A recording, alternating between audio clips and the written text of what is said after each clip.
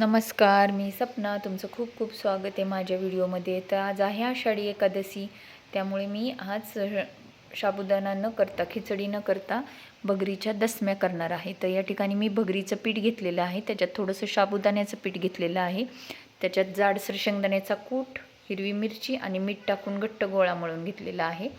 आणि आपण थालीपीठ थापतो तसं एका सुती कपड्यावर मस्त पाणी लावून ते दोन्ही बाजूनी छान मस्त थापून घ्यायचं आणि थालीपीठ भाजतो तसंच भाजून घ्यायचं तेल टाकून छानपैकी.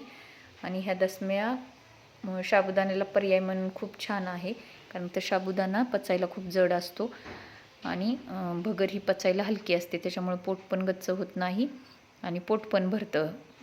उपवास असल्यावर तर जास्त भूक लागत असते, त्याच्यामुळं आपण हे खायला खूप छान लागतं. ह्याच्याबरोबर शेंगदाण्याची मिरची बटाट्याची भाजी हे पण खूप छान लागतं. आणि अशा फक्त नुसत्या खाल्ल्या तरीसुद्धा छान लागतं, कारण तर आपण त्याच्यात तिखट मीठ शेंगदाण्याचा कूट टाकलेला आहे. आमच्या इकडे याला दसम्या म्हणतात, तुम्ही काय म्हणता कमेंटमध्ये नक्की सांगा.